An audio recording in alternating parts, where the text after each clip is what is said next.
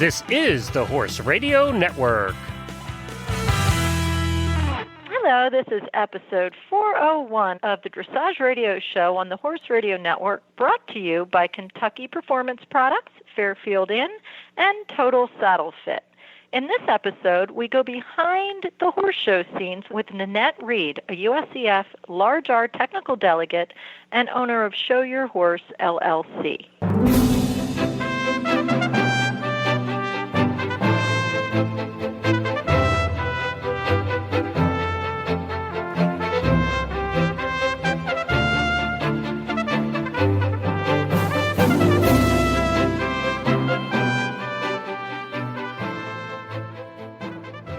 Karen Abatista from Sarasota, Florida. And Tim Christensen from Mayaca City, Florida. And you're listening to the Dressage Radio Show. So, Tim, what's been going on? Well, let's see. Just kind of trying to get back on pace after a very busy holiday season. We had a great Christmas and a great New Year's, and just kind of getting ready now to gear up for clinics and shows and getting ready for a very busy 2017. How about you? I have been rocking and rolling as well. Lots going on this year. Wait a minute. Wait. Stop. Stop the presses. What? You have been doing one thing for the past 10 days and one thing only. Talk about waiting on the internet? Okay, I will. I'll say it. I was trying not to be. Okay. You have been waiting for your new modem to show up, haven't you? Yes, I have been. And you've been grinding your teeth, and you've been cribbing, and you've been stall walking, and all those things. If you were a horse right now, you'd have ulcers. I would. I'd be burning inside. She'd be tranquilized. We need to get you a stall ball or an Uncle Jimmy's licky thing or something to keep your nerves at bay. So poor Karen is stuck on her landline again. Yeah, poor Karen stuck on her landline. Tim's always on his landline because Tim's old school, but Karen is suffering through a telephone call this week. So thank you very much for suffering through it with us. So you guys are both looking forward to the new show season already? Yes, we are. Oh, yes. Yep. Yeah, we have Western Dressage has just exploded in Florida. I mean, there's how many shows up at the horse park, Tim? There are, I think Nannet is doing, I want to say 4 or 5 for each year. And that's just in hers with the USCF. So, the Western Dressage is just going like gangbusters. It's just wonderful and so refreshing to see the enthusiasm for the sport and for the discipline, and seeing so many people coming back in and wanting to ride and just expand their knowledge. So it's been a lot of fun. So I think we're looking at a really good 2017 coming up. So do you think that the explosion in the popularity of Western Dressage, do you think that it is fueled more by people who have never done any competitions of any sort, or do you think it's more people who have been showing and are trying out? They're just looking for a new and more interesting discipline. What do you think, Tim? I think it's a combination of both. Western Dressage is allowed the person who's never had any competition experience to be able to get a little more formal, to really maybe to work on some fundamentals that they'd never worked on before, sitting squares, straight lines, and just getting a nice contact with your horse. And so whether they just trail ride or, we've even seen barrel racers who just apply some of the methods. But what we have seen, or particularly for me, is I'm just seeing such a return of so many people from the horse show world. Maybe they used to show. We see moms who their kids showed, and now the kids are off to college, and now it's their turn. And they look at the host show world, and it's such a huge commitment of time and financial resources if you want to do the breed level, that they're like, well, my way behind the 8 ball, but the dressage, they can come in, and you can plug anybody into Western Dressage no matter where they are in their riding. And I think Karen and I have really found... Tell Jen what you told me when you went down to the quarter horse show. about how much money you need to play? The comment was made to me, and this was at a big winter show down here in the pleasure world, and this is from a pretty well-off individual who has been involved in the horses for a long time. And he said, to play in that discipline down there at the high end, and we're talking in the pleasures or maybe even the high-end Western riding, the high-end trail, he truly felt that you better have $1 million of disposable income. Yeah, not just $1 million, disposable income. Of disposable income to play. And I think when you look at that, and you look at the cycle or where everything's evolved to, and then whenever you get into competitions and in the show world, and you hear things about the hits and you hear Wellington whiff, and it just takes so much money, and not only just money, but it takes such a huge time commitment out of your life to compete at such a high level. So therefore, I think what you see so many people who don't really want to, A, spend that kind of money, even if they have it, or B, if they have a family, they have other functions going on, they're not going to commit their life to it because there's other things going on.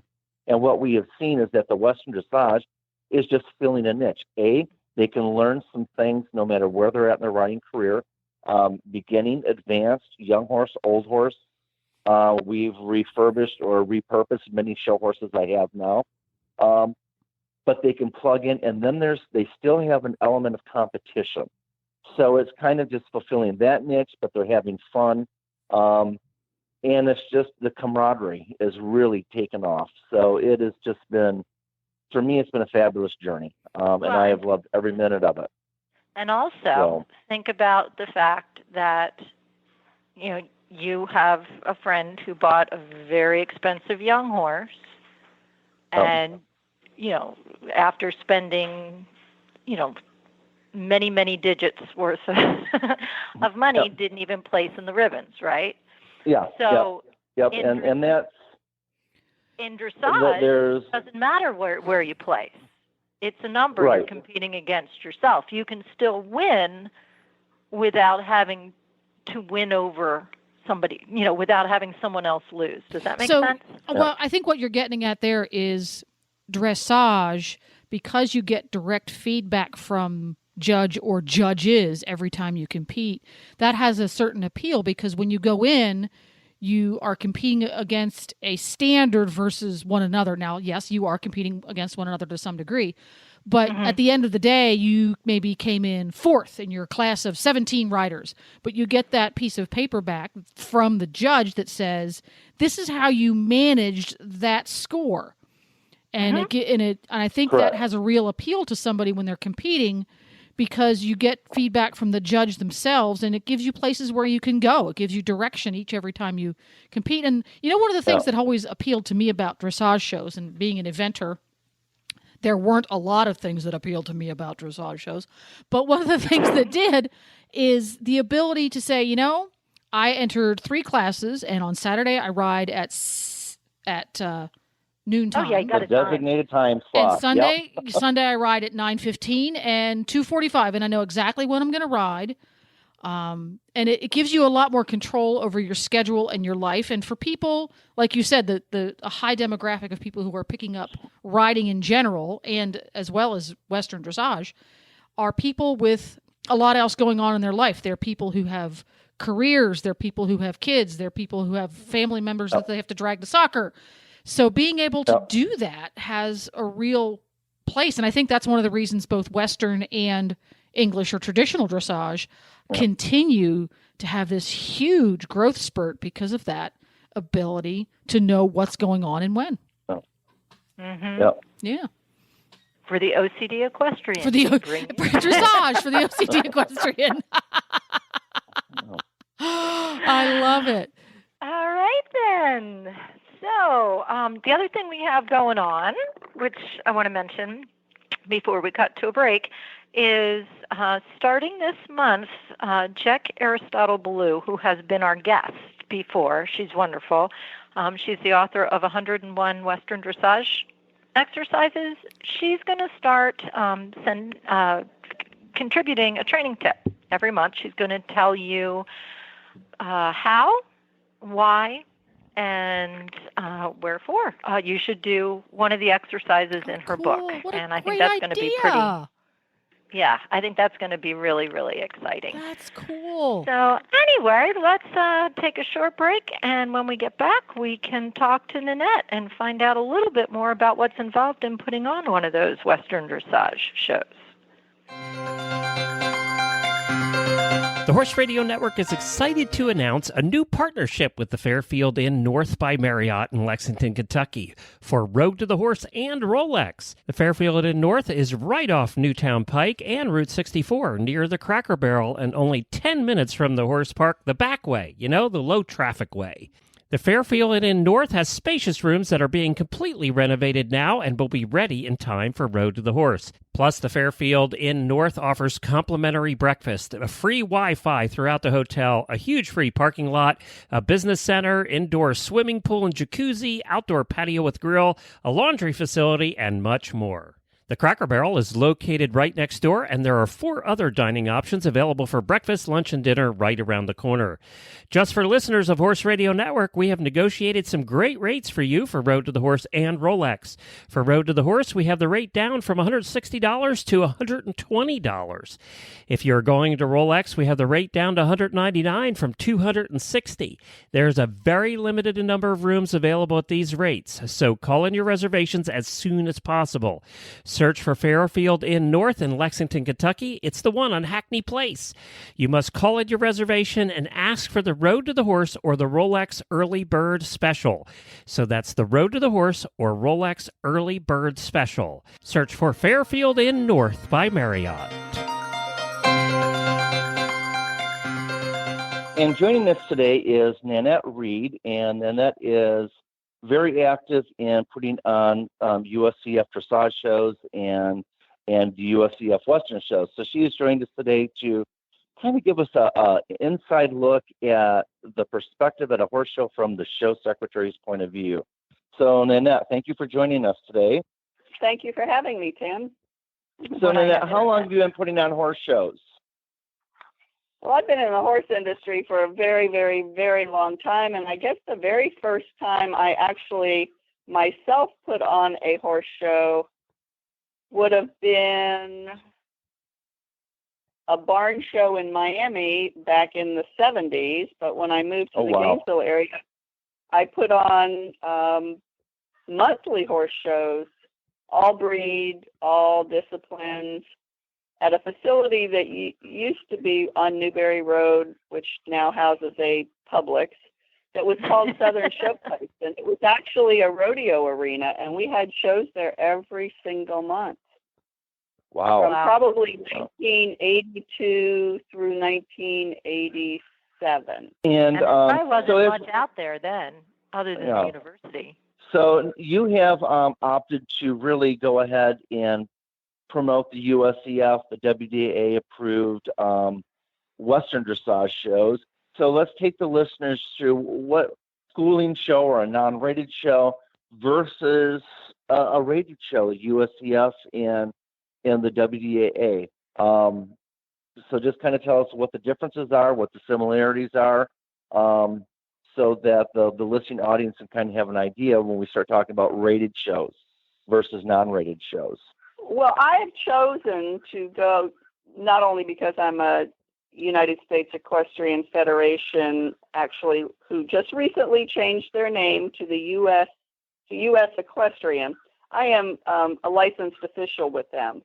And Good. Being that, I have learned to appreciate the benefits that the U.S. Equestrian brings to the not only exhibitor and the trainer, but more importantly, to the welfare of the horse. They now have the safe sport policy. Correct. And besides that, it's always been the welfare of the horse. The benefits are enormous as being part of the federation. Number one, we are mandated at these United States Equestrian Federation or U.S. Equestrian shows to go above and beyond what is required of a schooling show. As an example, we are required to have an EMT on the grounds at all times during the actual show. We also have to have things like a food vendor. Different size shows are required different hours of having a food vendor there. We're also required to have a veterinarian on call and a farrier on call. And also the presence of a licensed official. As an example, at a USEF Western Dressage show, we're required to have a show steward. And that show steward is the liaison between the Federation and the exhibitors, spectators, management, to not only make sure that the rules are complied with, but as an educational person who is there if the exhibitor has a question, if they're concerned about whether their tack conforms to the rules and regulations, that the steward can guide them and show them where to look it up or answer questions that they may have. So, wonderful. And we also are lucky enough to have a wonderful education program for our judges. We have a large selection of judges. It's growing in leaps and bounds in the Western Dressage discipline, but the Federation educates and licenses our judges to make sure that we have the best judging system in the nation. Tell us a little bit now. Let's go into the entry office and tell us a little bit from your perspective as the show secretary, show manager. We send our entries in. As a matter of fact, I think all my gals just sent all the entries in today for your February show. So tell us what that all entails. You gave me a couple good pieces of advice when you're having to confirm memberships and horse IDs and stuff like that. So tell us what happens once you get the entries in and what you do with them, how you schedule times. I think there's a lot of things that the show secretary does that the exhibitors don't even realize. So kind of bring us up to date there and give us a little education on that. And it does start long before those entries start coming in. The show, the procedure is you say, I think I will put on a show. And then you decide what to show. You have got to book the facility. You have got to hire the judges. You have to arrange for transportation and housing for these judges. You have to get a food vendor, get a veterinarian, get an EMT, all lined up. That's far beyond or before you ever receive the first entry. And you have to get the date too. Are there the same rules with Western Dressage as there are with regular dressage in terms of not having shows within so many miles of each other? Yes, there are, and also, on those dates, you have to do your homework, and in order also for your show to be successful, especially in these Western Dressage Federation shows where a lot of the people are used to going to a schooling show, you have to make sure you're also not stepping on their toes. Correct. And also some of the breed shows. If there's an Arabian show that weekend, you may not get any Arabian horses. The fact that there's a quarter horse show, you've got to figure out, okay, are my quarter horse people going to go to a quarter horse show? So, yes, you do have to be very selective on your date, and you have to make sure that your venue is available. And then once you get your entries, that's when the fun starts. And if you're doing this and you're not a club, if you're not successful, it comes out of your pocket. There's nobody. Oh, amen to that. Yep. Okay. We understand that. You take on a big responsibility and a lot of guesswork as to whether or not it's gonna work or not. I've been very lucky. I have a great following of exhibitors that keep coming back, and obviously I must be doing something right, and I plan on continuing that. But when you do, you get the entries. Scheduling is and can be tricky because you have to make sure that exhibitors like Mr. Christensen, Tim here, who has multiple horses, maybe multiple riding, classes, multiple horses, multiple classes, and also he has customers that he brings, his clientele. And you have to be mindful of the fact that he may have to be available to assist some of them, in getting their horse to the ring, in making sure they're prepared before they get in the ring. So it's a balancing act. Mm-hmm. Yeah. And everybody probably, well, not everybody. I know when I've done show scheduling, there's always the request. Somebody wants the AM ride or the PM ride, or they want how many minutes between their rides, which I know I try to, you try to accommodate, but you can't please everybody all the time. You can just do the best you can. And there are rules with the scheduling that you have to follow, which you don't, Karen. I know when you do your schooling shows, you can schedule rides whenever it's convenient. It doesn't matter if someone's doing a basic ride and then you've got another person doing an intro ride and a first level, and then you go back and get another basic horse in there. But with the Federation, there are rules. The classes are to stay together unless, in fact, like, as an example, if it's a small class and there's only a couple of horses and he has to switch horses and he's riding them both, say, in basic level test 1, there is a way that you're allowed to schedule him with outside of that little group of people in order to accommodate the fact that he has got to go from horse to horse. Yeah, you can do a split class. Correct. But it has to be done according to the rules. He can ride earlier, he can't ride later. So okay. That I didn't know. If he has 2 horses, and let's say you have 4 horses in that class, and Tim's got 2 of them, and there's not enough time between those 2 horses, unless you can stick a break in there or break it up with a lunch hour, which is, happens sometimes, then you can get away with it. But if, in fact, he's got those 2 horses, and let's say you've got those other 3, you have to take one of his horses out and let him ride it early. He cannot ride after. And the belief in that is it's not fair to make that other group wait for him to ride in order to find out how they place. So now I know why I end up with the first ride of the day so many times when I'm riding. There you go. Yeah. Okay, so light bulb moment. As we're going to come in and kind of wrap this one up, just as in closing here before we go on to a commercial break, once the show's completed, what do you do with? Is there a timeline for all the results to go in, and what entails that? So if you just kind of wrap it up with that for us.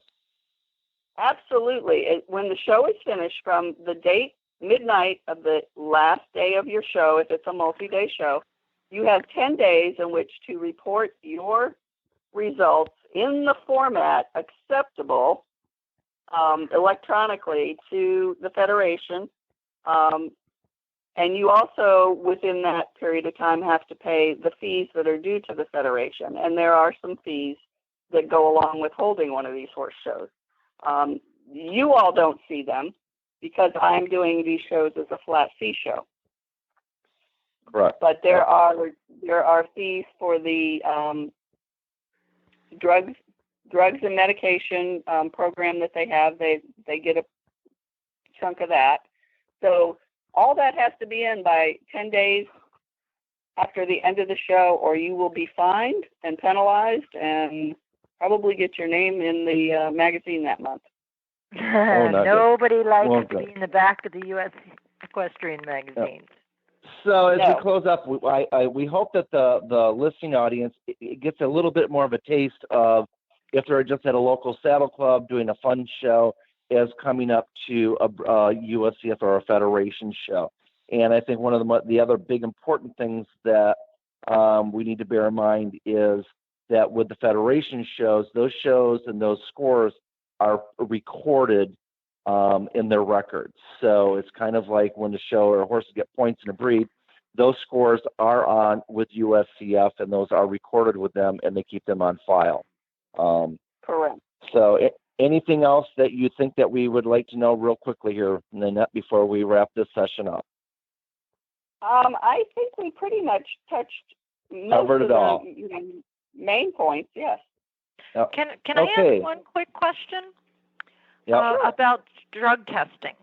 Because I know with regular dressage, I've gone to shows and there's been a vet there pulling samples and doing drug testing, and it's a lottery system. Is that the same with the Western dressage? Yes. Well, if they show up, they show up. And you have to make a stall available to them. You have to, in the Western dressage, or in these local shows that I'm doing, and that's one of the things I do. By doing my show as a local USCF show, exhibitors do not have to be a member. They do not have to join anything. They can just come and participate just like everyone else. So it gives them the opportunity to test out what the Federation has to offer. Now, I didn't know that's what made a local show different. Yeah. Okay. So. That's what makes a local show different, yes. Okay. But back to the drug testing, some of the big shows, when they show up, they are required to test the first place horse at like a national show or a world show. They will pull all of the winners and drug test. Okay. That's good to know. If they show up. Well, thank you, Nanette, for giving us the perspective as from a show secretary. At this point, we're going to take a break. We're going to now take a break to hear from one of our sponsors, and when we return, we're going to rejoin Nanette, and we're going to talk to her about being a Category 2 USCF steward. And thank you, and that's a wrap.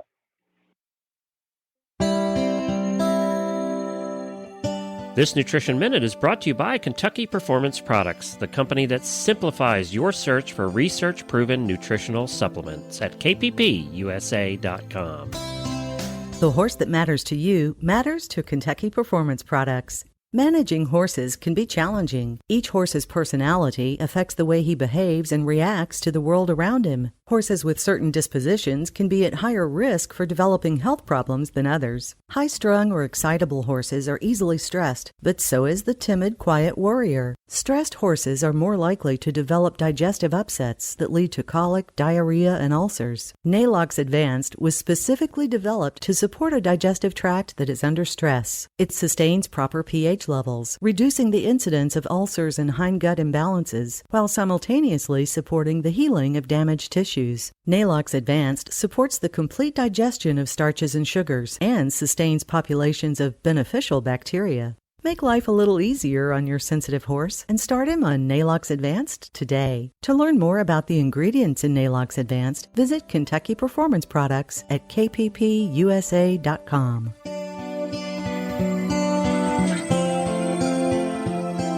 And thank you for joining us again. And we are now going to continue on with our second half of our interview with Nanette Reed. In the first portion, we talked about her perspective as being a show secretary. Now we're going to hear from her as a Category 2 USCF steward, what that entails and what her responsibilities are.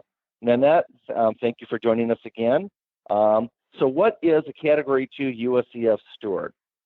A Category 2 USCF steward is an individual who has successfully completed the training program that is set forth in the U.S. Equestrian Rule Book, passed some tests, done some apprenticing all over the country, and then what we do is we are hired by show management.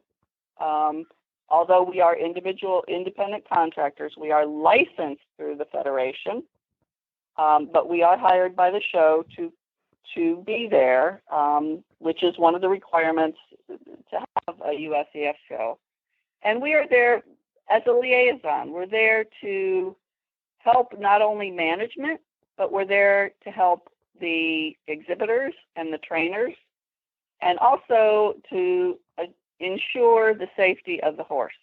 And what's the difference between a steward and a technical delegate? Okay, a steward, maybe I should say what a technical delegate is first. A technical delegate is also licensed by the Federation, and their duties are similar, but their expertise lies in the dressage, the USDF dressage rules. And they are licensed to be that liaison at a United States Equestrian Federation and United States Dressage Federation show. And they basically do a lot of the same things. They are the liaison. They make sure that the management and the rules are, followed, and answer questions, make sure that the proper tack and attire are used. And again, just to be there. Their training, as far as for dressage, is much more extensive than the dressage training that the U.S. Category 2 steward gets. So they do all the FEI shows. They go intro level through training, through level 4, and then on into the FEI test. A Category 2 steward who does a breed show, and let's take, for an example, an Arabian show. Mm-hmm. If this Arabian show chooses not to hire a dressage TD, and they have a large R Category 2 steward, we are allowed to oversee the dressage portion of a breed show if and only if their entries are restricted to a specific breed. And we can only do it through 4th level. Mm-hmm. Okay. And a small R, which is someone who's newly licensed and doesn't have as much experience, can only go through level 2. Okay, through 2nd level. Wow. Correct. Where does your how do I want to say this? Kind of like your territory. Like, I know the judge is responsible for everything that happens in the ring, right? So correct. Your venue is everything outside of the ring, or out of the ring? Everything outside of the ring is ours. Okay. Although a judge, as an example, I was at a show once, and there was a very large, very obedient, very quiet dog sitting, laying down by the ring, and he was actually a Great Pyrenees, and they had him shaved like a lion. So my sister has a Great Pyrenees, so I know what that looks like. So every time the horses would come around the corner and look at him, some of them would have a little bit of a hiccup. Yeah. The judge radioed me and asked me to have the dog removed. Mm-hmm. And so I very graciously went to the owners, who were horse people, and I explained the situation, and they were more than happy to move the dog. They were like, just never even realized what was happening, because he was good. He was very quiet. He just laid there and looked very regal. But that was a time when the judge went outside the ring. Yeah. There are times where we see things in the ring. We can't stop them. That's the judge's call. Uh-huh. As an example, if we see blood in the ring on a horse, we can't stop the class. We can't do anything. But once that horse exits that ring, we can do something. Mm-hmm. But it's in your territory. Yes, we can investigate. Because sometimes the judges don't see it because they're too far away. But if we see them go down the rail and they're bleeding from the mouth, or they have a spur mark that is dripping blood, then as soon as they come out of the ring, we can do something about it and bring it to management's attention. Ultimately, the decision is management, I have never been to a show where I've seen blood brought to management's attention where they have not acted on it. Mm-hmm. Yeah, well, I think everybody has the welfare of the horse in mind. I'd be highly surprised. So when we exit the arena, this is kind of when I've, the stewards that I've been able to interact with. When I've exited the arena, they've checked the bit, or they check my spurs, they check things. Tell us a little bit when we come out of the ring and we go over to the steward, what they're looking for as far as spurs, the bit, the marks, the whip, the length of the whip. And then also, what I've also found really advantageous is if we've questioned a bit, or we're back to, we're like, let's just go up and we'll go up and ask the stewards, can you tell us if this is legal, is this set up right? And they're always so gracious and say yes it is, or they'll check the whip before we go show and say go back and snip some of the fray off the end. So if you could just kind of take us down there when we come out of the arena, what they're looking for to make sure that the bits are right and the reins are appropriate and that type of thing. Give us a little rundown on that. Okay, in the Western Dressage discipline, the requirements for the steward are to either be the bit checker or oversee the bit checking by a responsible person who is knowledgeable. At my particular shows, I have a lady that has been doing this for me for years, and so she does most all of the bit checking. The steward and Western Dressage shows you drop the bits, which, oh my gosh, if we did that in a regular dressage show, we'd have horses all over the showgrounds running around. Exactly. Well, that goes along with what the reiners do. The reiners drop the bit as well. And at a Western Dressage, I'm amazed at that. I mean, it just shows how broke they are. Okay, go ahead. Well, they changed the rule in 2016. For this year. It used to be every horse at a Western Dressage show had to be bit checked every time they came out of the ring. Now they have changed it. Now they have changed it to say 1/3 of the class. So if there's only one horse in the class, they are going to get checked. If there are 4 horses, you're going to check one. A good bit checker is not going to check that same horse over and over and over again. They're going to select someone, and it's random, and they're going to select someone else. Oh, I already checked Tim. I don't want to bother him again. I'm going to check Tori. You know what I'm saying? Okay. So, and also, if that horse, let's say it's the one horse that's doing upper levels, and there's very few in the class, and they're going to get checked over and over again. If they stay in that bit checker's purview where they don't go back to the barn, they don't go to their trailer, and they're right there waiting for their next class, chances are they won't get bit checked again. Have you ever had a horse run away? No, and I wish you hadn't mentioned that. I don't. So sorry. Knock on wood.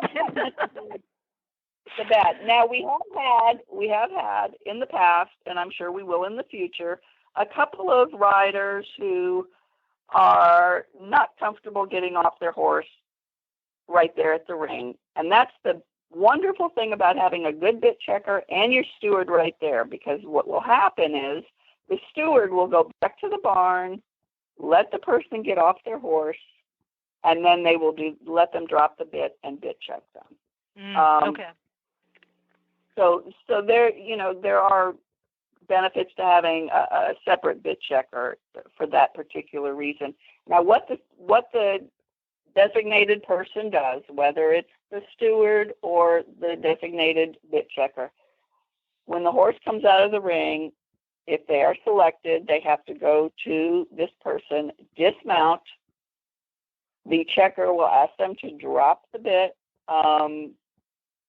I try very hard to have a halter and lead at the gate in case they would like to have their horse haltered during this, period, something to put around their neck, just something.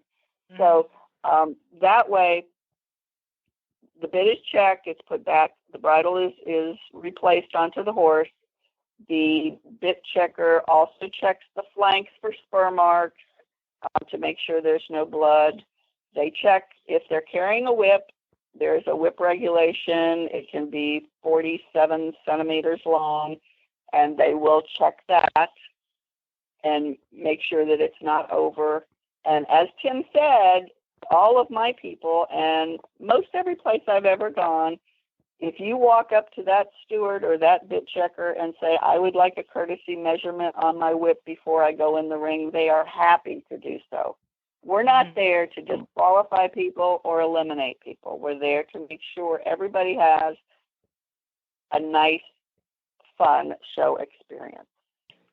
Well, we can attest that we've had positive experiences with your shows, Nannet, and that they have run smoothly and well, and your gate people are great, and it's been good. And we've taken experienced horses and non-experienced horses there, so it's been a good deal. So anything as we think about closing up here, any last tidbits or anything thoughts that we can as exhibitors do to make it easier for the show secretary or easier for the show steward? Any little tidbits that we can do? Probably have our horses, broke to bridle and unbridle. Yeah, I would say that as a whole, the exhibitors that come to my show are very, very cordial and nice to each other and helpful. What I would say is never, ever, ever hesitate to ask a question. If you don't know something or you have a question, come to the office. I'm happy to answer it. If I don't have the answer, I will do my best to find out the answer. The stewards and the gate people that I hire are there to help you, and we will accommodate, people as much as we can, as long as we're following the rules. So, don't ask us to break a rule for you because I can't do that. But we will do our very, very best to give everybody the best show experience possible. Great. Okay. Well, thank you, Nannet, so much for joining us today and just kind of giving us that perspective from if somebody wanted to learn the office more information about your shows, Nannet, is there a website or somewhere that they can go on, or Facebook, social media? How could they get in touch with you? They can go to showyourhorsellc.com. That's the website. The website will have all the most pertinent information as far as prize lists, calendar, dates of shows and locations, phone number, email address. Also, we do Show Your Horse LLC has a Facebook page. You're welcome to go there. We have quite a number. It's a group page, so anybody can join. Feel free to share it. And again, that's where you will find some of the most up-to-date news about new shows and placings, and the results are on the website for all the shows. The dates for the upcoming shows, along with the judges. As I get my contracts back, I keep updating that to make sure that everybody knows who is going to be judging. My goal by the end of 2017 is every single judge at my show will have a Western Dressage license. Wow. I've got 3 out of 4 for the February show, and the 4th one is halfway through getting hers. Mm-hmm. So I've been working very hard with apprentices and some of these small R judges to try to help them get their large Rs. Mm-hmm. So we're working hard to expand that judges pool and get more judges and more educated judges. Good for you. I get no less than 5 or 6 calls for every show for apprentices. I have to turn people away. Well, there's not that many venues. That's encouraging for the industry. Yep. Okay. Well, Nannet, thank you once again. We'll see you in a few weeks. Yes. Okay. Looking forward sounds to good. It. Thank you. 2 rings, 4 judges. We're going to have a blast. Yep.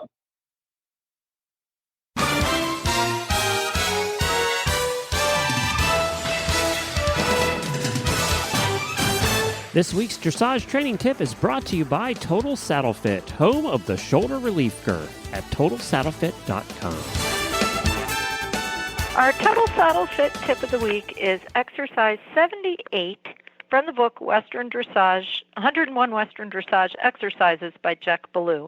Each month, Jack is going to bring us an exercise from her book and other sources too. And each time she's going to explain why the exercise matters, how to do it, and how to measure your progress. So without further ado, let me introduce Jack Ballou. Hi there. This week I'd like to share with your listeners an exercise that I find really effective for helping fix rider and or horse asymmetry or crookedness. We all tend to have a stronger and a weaker side. And what I like to do is ride what I call the circle square exercise. And it helps get the horse using both of his hind legs equally so that he can carry collection the way we want him to.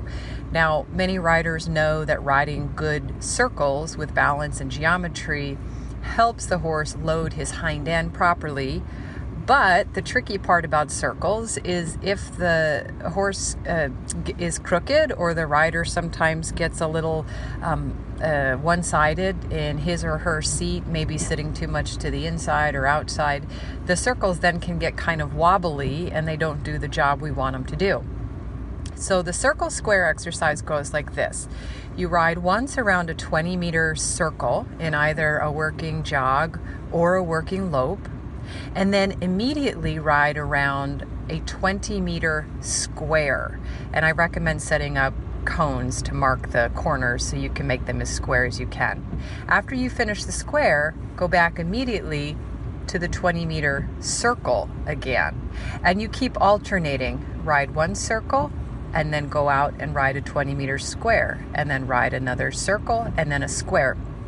And you'll find that it really gets your horse adjustable underneath you, and it gets you riding with both of your seat bones, really feeling them and feeling both of your legs and sitting up straight through your hips. And again, the outcome is that you're making your horse straighter and allowing him to be able to carry more weight in his hind end. So this is exercise 78 from my book 101 Western Dressage Exercises. And if you try it out and really like it, then definitely try out some of the other ones in there and have fun developing your Western Dressage equine athlete.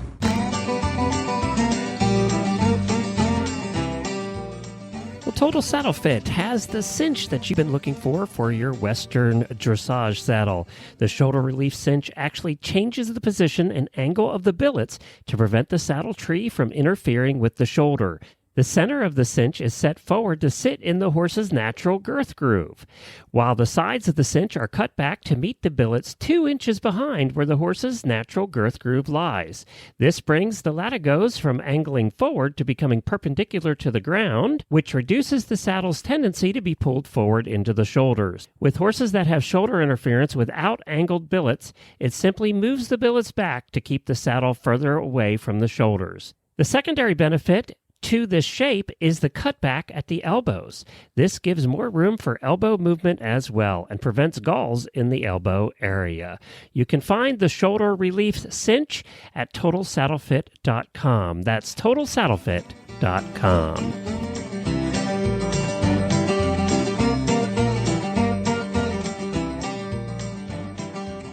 So you can find our show notes and links to today's guest on the website at dressageradio.com. You can like us on Facebook. Just search for Dressage Radio Show. Follow us on Twitter at Horse Radio. My website is KarenAbattistadressage.com, and my email is KarenAbattista. Hardest part is spelling my last name, ABBATTISTA @gmail.com. And Tim's website is Training for Life, and that's training and FOUR life.com. And your email? And my email address is T Christensen, TCHRISTENSEN 62@gmail.com. And we want to thank our sponsors for today's episode, Kentucky Performance Products, Fairfield Inn, and Total Saddle Fit. Thank you for joining us. Have a nice ride and enjoy your journey. Bye now.